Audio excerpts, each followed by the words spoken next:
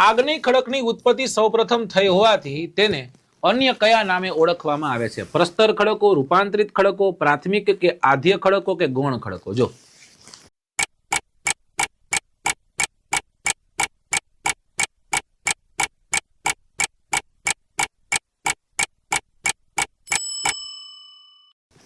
ખડકો છે ને, ખડકો, બરાબર. ખડકો એટલે શું? તો કે પૃથ્વી છે ને, પૃથ્વીનો ઉપરનો જે પોપડો રહ્યો કે નહીં, બરાબર, એ પૃથ્વીના ઉપરના પોપડા પર વિવિધ ખનિજોના મિશ્રણથી, વિવિધ વસ્તુઓના મિશ્રણથી એક નક્કર તત્વ તૈયાર થાય જેને આપણે ખડક કહીએ.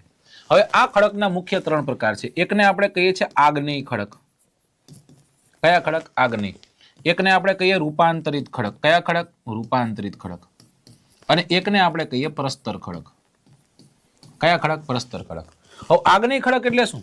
પૃથ્વીના પેટાળમાંથી રહેલો લાલચોળ મેઘમાં બહાર નીકળો, આમ પથરાણો, ઠરી ગયો, ખડક બન્યો, આગ્નેય ખડક. અંદર પણ બને, કદાચ આમ બહાર નીકળવાનો પ્રયત્ન કરે, કોઈ વચ્ચેના ભાગે ઠરી ગયો, હે ને, એને આપણે આગ્નેય ખડક કહીએ. પૃથ્વી પર સૌથી પહેલા ભાઈબંધ આવ્યો હતો એટલે આને આપણે પ્રાથમિક ખડક પણ કહીએ છીએ, આને આપણે આદિ ખડક પણ કહીએ છીએ. આ જ આગ્નેય ખડકનું શું થયું? ખવાણ ધોવાણ થયું. ખવાણ ધોવાણથી કોઈ જગ્યા પર એના સેડિમેન્ટ જમા થતા ગયા અને એક નક્કર તત્વ તૈયાર થયું જેને પ્રસ્તર ખડક કહેવાય. એટલે બીજા નંબરે આ તૈયાર થાય. હવે આવ્યું રૂપાંતરિત.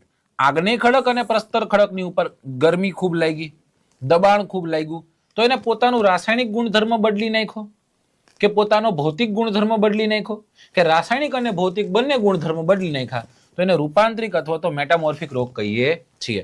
આ પ્રક્રિયાને મેટામોર્ફિઝમ કહીએ. આગ્નેય ખડકોની ઉત્પત્તિ સૌપ્રથમ થઈ છે એટલા માટે શું કહીએ છીએ? પ્રાથમિક કે આદ્ય ખડકના નામે ઓળખીએ છીએ.